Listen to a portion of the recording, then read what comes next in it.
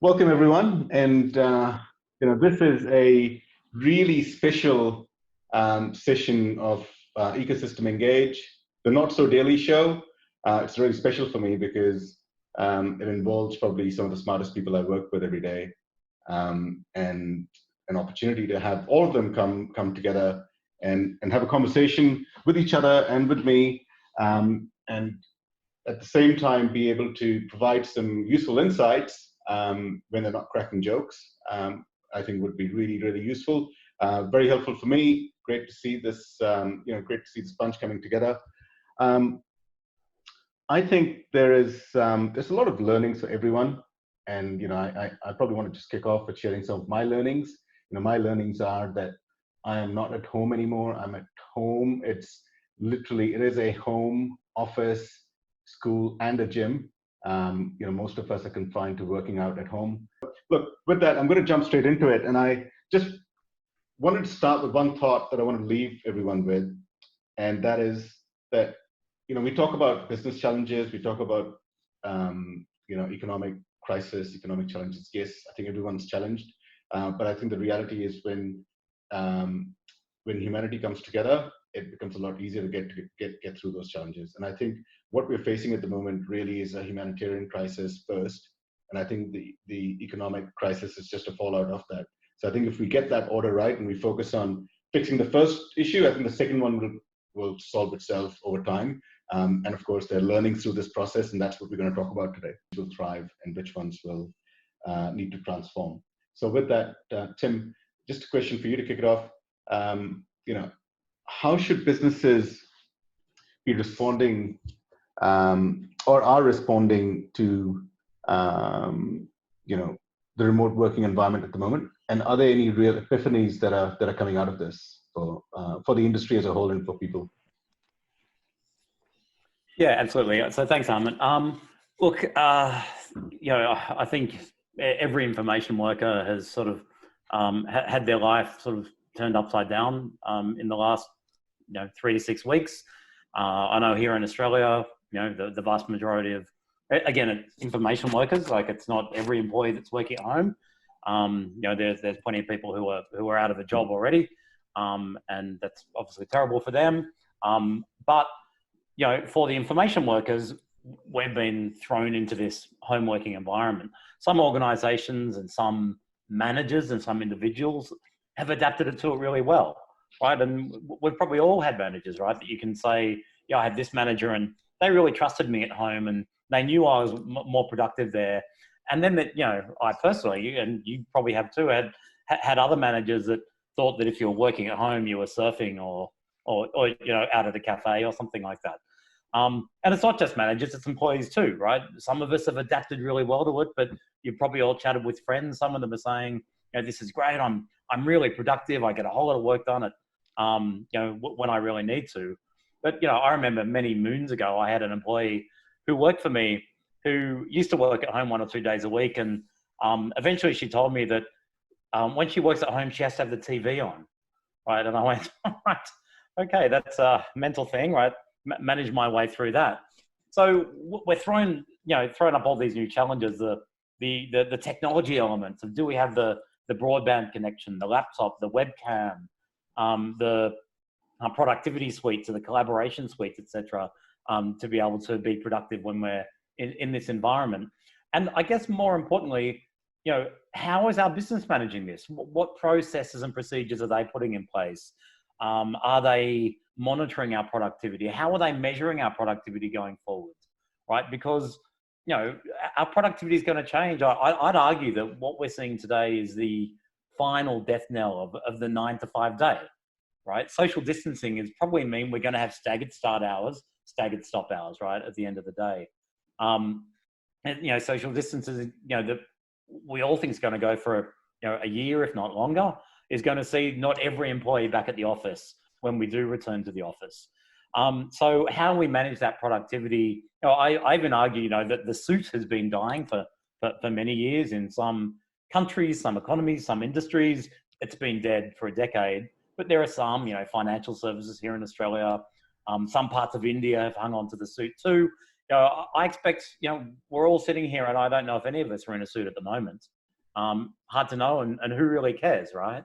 So I think we are going to see this change in expectation going forward. But what organizations are going to have to do well, and what, the ones that are doing this well are the ones that have looked upon this as an opportunity at creating a new digital workplace, a new way of working, a new way of sharing information with each other. Like, for example, when you're sitting next to each other in the office, you turn to someone and go, how are you going on that project? And they tell you that. Now, when we're in this environment where there's 12 people that I'm looking at, I don't really know where anyone's up to with their projects or initiatives, right? Has that project been billed yet? Has that proposal gone out? How are we going on that specific research report? So the companies do it well, and what we're all going to have to get better at is documenting and tracking these things, sharing this information with each other much more effectively. And again, monitoring that productivity. Giving another big, an important piece at the moment is the mental health piece. As you said, Amit, this is a humanitarian problem, right? I know I have my low days, my low minutes, my low hours. And I have my great days and great minutes and great hours. Being able to monitor that, help people through that, be there when they need them, but also, get out of their way so they can actually be productive when they need to be too. That's something that we're going to have to work differently towards. And you know what? Our digital workplace strategies, like nearly every organization that's viewing this video probably had a digital workplace strategy that in the long-term future had exactly what is happening now, right? Had this world where we can all work virtually wherever we want. We can be productive. We can be more productive remotely than when we're actually in the office. We can reduce our real estate costs. Now, that's just accelerated. Instead of that happening over a 5-year period or a 10-year period, that happened over a week. So we have to adapt, and we have to adapt quickly. But the upside's massive. As I said, the businesses that are doing this well are really thriving. They're really innovating in this environment, versus the ones that are really, still fighting against it, which there are plenty of them too. On this point of remote working, I'm going to shift over to just a few industries that we know are really heavily hit. They're hit really hard, but they're also some of the largest outsourcers of contact centers, for example. So it's a question I want to put to Audrey William, who, Audrey, definitely the foremost expert on the contact center space in this part of the world. And Audrey, you've been on lots and lots of webinars and podcasts in the last few weeks. But how are these industries that have like banks and airlines? I mean, some of these are hit so badly. Hospitality. How are they coping with their outsourced contact centers and with this whole remote working environment? And are there any learnings? Yeah, sure. Thanks, Amit. Very important question, and something that the outsourcing industry is struggling right now.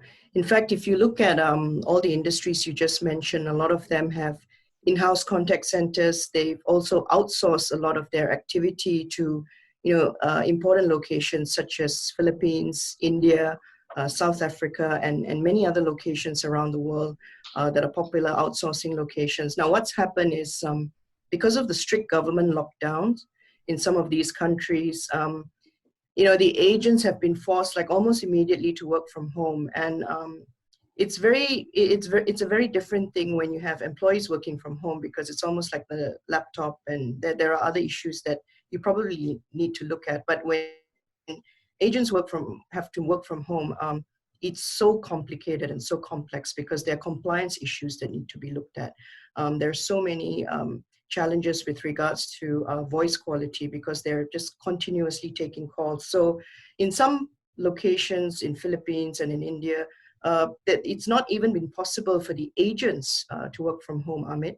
And in fact, if you look at even that setup that they've had to shut it down in some clusters. So what that means then is for all these industries, airlines, financial services, government that rely heavily on these outsources, they've been impacted because all of a sudden what's happened is that demand is not there. They don't have that agent. So, it's very interesting what we've seen in the last, what I'm observing with my discussions with outsourcers is there's a lot of onshore activity that's growing. And I think this is really going to change how the industry thinks, when it comes to onshore versus offshore. I really believe that post-COVID-19, it's going to be a very different world. And in fact, I'm already starting to see models being piloted where they're ramping up on so much of onshore hiring and, up to maybe 80% and then saying, 20% moving forward will be offshore. So I believe that companies are really, piloting all these various models as we speak. So, with this, all this talk of remote working, one of the industries, I guess, that was really, really struggling, and I'm sure they're still facing different sets of challenges, but I think they've had a huge resurgence to become the mainstay of the new normal, and that's the telco sector, right? So, Shamir, you're based in Malaysia. You've had a, you've worked through your career as an analyst. You've been with Malaysia's digital economy government body, and you've spent a lot of time in telco yourself. And I know that you recently did a blog on what's going on in Malaysia, how the industries are coping, and the government support. But I think one of the things that I'm wondering is how are telcos coping? I mean, what are the challenges they're facing? Because I am more grateful than ever to telcos for keeping us going. Thanks, Amit. I think there were some very good points raised by Tim and Audrey, and it was interesting to hear what Audrey said about the lack of voice quality, etc., in the likes of Philippines and India. I think just imagine if this pandemic had happened some 15 years ago when there was very little fiber connectivity or 4G LTE and the impending 5G. I think the situation for companies and the economy would have been a lot worse, suddenly the telecommunications industry, which was viewed as something very boring and dry, has become the backbone of the new normal. And I think many of the companies and industries that will benefit post-COVID will have to play in the digital economy properly. And so specifically for the telcos, I think they have seen some, huge trends. One of them being, a lot more video usage. What we're doing now is being done by some, I think Zoom had shared some numbers, some 200 million connections daily. Pre-COVID, it was something like 10 million a day. So that explains the traffic a lot. And the other thing that is very evident is that the fact that the location of traffic is arising from home, because as you pointed out earlier, the home is now a school, a workplace, a gym, a bar, and all of those. And therefore, I think they need to make sure that the networks are resilient. They need to make sure that it's secure. It's a big shift. I don't think anyone anticipated that. And in terms of peak traffic, those trends too have changed. I think the traffic is the whole day. And I was speaking to someone quite senior yesterday, and he was saying that Malaysia, for example, had given the government, as part of the stimulus package, had given 1 gigabit per day usage for 30 days or so. So that's 30 gigabits, and that's a lot of data, which is clearly going to impact. If somebody gets 30 gig per month, they're not going to reload. Are highly unlikely to reload if they, do not sit on YouTube or Netflix the whole day. And clearly, their financial planning is affected as well. But I think if you split the segments into two, the consumer business is likely to be a lot more resilient, clearly because the traffic is arising from homes. Having said that, I think, in terms of service packaging, etc., they can't view it as a very simplistic business offering versus home offering, because clearly those two have merged in some way, and the enterprise segment is likely to suffer along with, all the casualties of companies that will arise from what's happening with the global economic downturn. So I think those are some of the key trends that I am observing from research and talking to people in the industry. Yeah. Yeah. If you don't mind me adding a point here for a second, Shamir and Tim made together some very interesting points. We have had this artificial 9-to-5 enterprise consumer, and that's so blended now, not only on how we're working, but also the agility of companies to supply to us.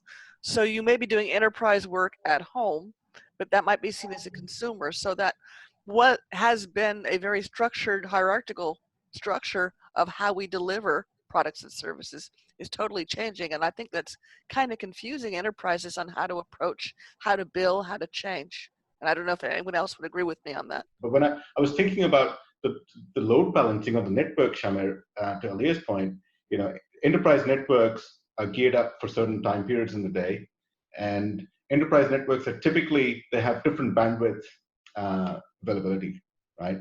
And whereas residential broadband is typically set up for different sort of time periods during the day, the peak, off peak, on peak is different, and they generally have much higher broadband speeds for to enable streaming. Is it true though that the residential broadband network would really be overloaded at the moment and must be really causing a lot of pain to from a maintenance standpoint to the telcos? Good point. Really, I wanted to add to what Alia had said as well. I think, from a technical standpoint, a business connectivity would have much lower contention ratio. That, in layman terms, basically means the number of connections per point of presence. Whereas in the residential area, the contention ratio is much greater. So I think a lot of operators are now looking at traffic management and trying to ensure that the right level of service is available. And really, I think the blended is the word that Elia used. I think is merged.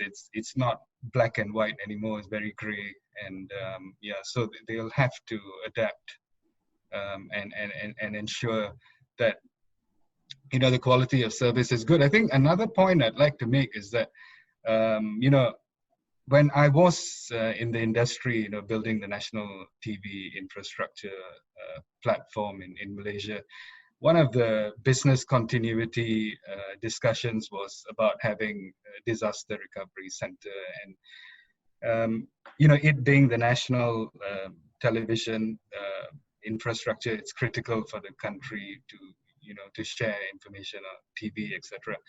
Everyone seems to have a disaster recovery center, and aside from obviously the main site, and a lot of the functionalities are meant to be mirrored to make sure that business can continue as usual. But this is unprecedented in the sense that even the DRC becomes secondary, because a lot of people are distributed, fragmented, working from home, logging into corporate networks using VPNs, etc., which raises a separate cybersecurity risk on its own.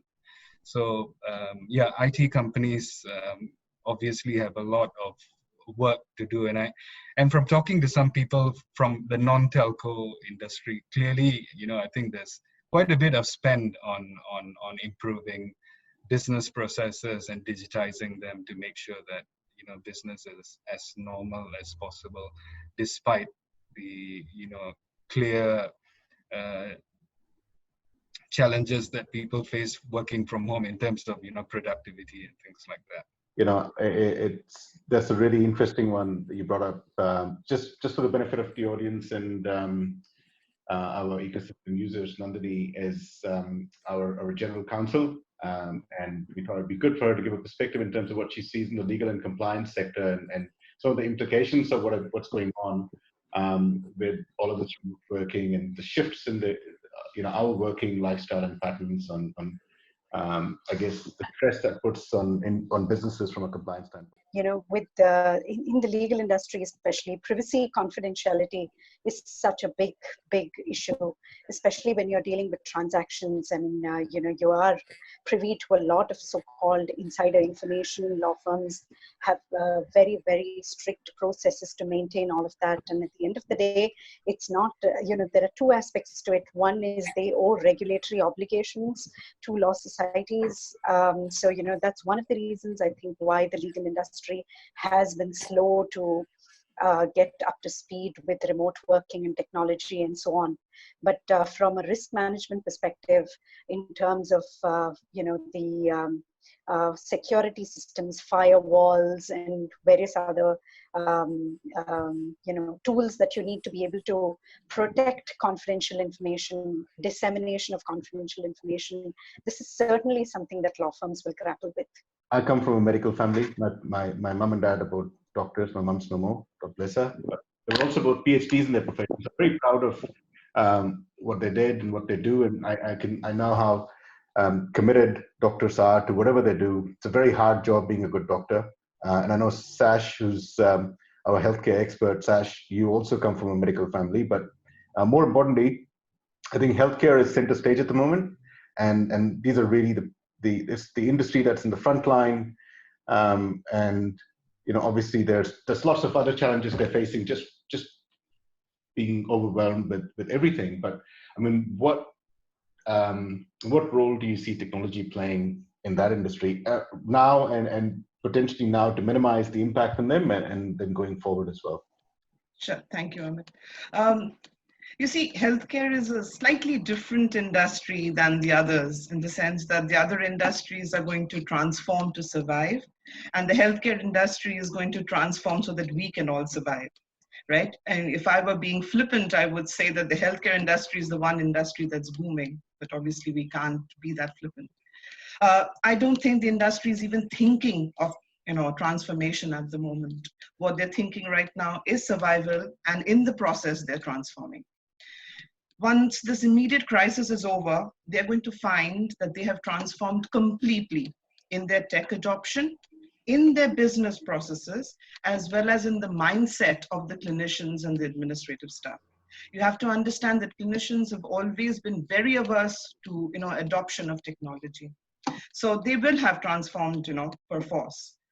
And if you look at the technologies, actually all the technologies, healthcare has been a kind of a slow mover on the disruption front. Contrary to our perception of healthcare and cutting edge research and genomics and all that we think of, healthcare provider organizations are not huge on tech adoption. So the technologies that are going to help them survive are going to be technologies that was always there sitting with them. And I'm not going to sound very futuristic when I bring up telemedicine. It's been a buzzword since the 60s. It's evolved several times. We've had e-health, we've had digital health, remote care, mobile health. But the truth is that a basic healthcare organization has the basic ability to provide basic teleconsultation services. It has never made financial or regulatory sense for them, so there has never been widespread adoption. And now they are having to throw cybersecurity and compliance cautions to the wind, and they are having to implement it. Now, I'm not saying that once this crisis is over, or at least the immediate crisis is over, because the crisis for healthcare is going to continue at least for the next 2 years, if not longer, because the elective procedures are being put off, and a lot of chronic conditions, there are a lot of things that are being just pushed to the, in the periphery right now. Once this immediate challenge is over, they will find that governments will have realized that remote healthcare is going to be beneficial, and they are going to come up with stricter mandates. They are going to work with cybersecurity experts. They're going to work with legal. They're going to come up with clearer mandates for healthcare providers. And once the healthcare providers get this mandate, they will be pushed to come up with workflows. They're going to be pushed to find actual roles that are going to support their remote healthcare facilities and things like that. So that's one area. And the other area, again, not very futuristic, and to Tim's point, over the last 10 years, we've seen health and wellness apps like really proliferate. I'm not sure there are hundreds of people out there wearing these things. Some of these don't work. Most of them are not FDA approved. So you can't really feed this data into your doctor's records or anything like that. But we will continue to see health apps growing, but we are going to see a plethora of mental health apps coming up there. Most of us are facing that struggle. We do think, I'm seeing a lot of these apps that help you sleep, apps that help you relax, and they're there, and we'll see more of those. And also organizations will push it and put it part of their HR policies just to be able to monitor the mental health of their employees. So those, of course, and these are the things that are happening right now. But again, a year from now, they will look at other aspects as well, once they have a moment to breathe and take their masks off, Amit. Yeah, no, absolutely. And look, thank you for that, Sash. And with that, I also thought it would be unfair if we were not sharing our experience in terms of our business perspective on what are the steps, the impact on us as a business, what did we go through, and I thought. I might get our Chief Operating Officer, Rick Loeffler-Uli, to don the analyst hat back on, and but also keep on your business leader hat, and perhaps Uli, you can share some of the business. I think when it all came up and travel restriction was put up, and obviously a lot of businesses focused first of all on basically putting everything on hold to really assess what does it mean to to us. I think we played for the worst case scenario, and we thought, look, let's go on a long holiday. But then we figured out there's nowhere to go at the moment. So also we've got to continue, doing the business. And as you can see, we're all here as well. But I think now where we are depending where you are from a location perspective, but we are maybe 6 to 8 weeks into the COVID situation. I think most companies have figured out what it means. I think most of them have figured out a way to work. It might not be perfect, with allowing remote working and keeping the business operation going. You've seen a lot of innovation happening. I mean, even if you look at hospitality, where no travelers are looking for hotel accommodation at the moment, now hotels are converted to quarantine facilities for travelers or returning residents, and things. So you see a lot of that in different ways. Local restaurants, focusing more on takeaway, also delivery services popping up, everywhere in delivering. So it is interesting to see why I think every business is challenged, but there's also a lot of opportunities opening up, and it is this catalyst for change and innovation. And so that's why I think it is a great opportunity to really sit back and reassess what the business is about and what the future will or may look like. And the same for us as well. We're spending a lot of time internally on focusing on the post-COVID kind of environment. But what we've also seen is that a lot of customers now, as they manage the current situation, they're coming back to look, what can we do now, and how can we prepare for the future? And that's where we're seeing a lot of opportunities opening up for us as a research firm again, because usually when there's uncertainty, there is demand for for independent validation and independent inputs and research to do fact-based decision making rather than just gut-based. And so that's where I think, especially Ecosystem being already a digital platform. So our business was founded on kind of virtual and digital engagement. So I think what we're seeing is there's a lot of an opportunity for us. So that's where we're quite upbeat and on the road ahead.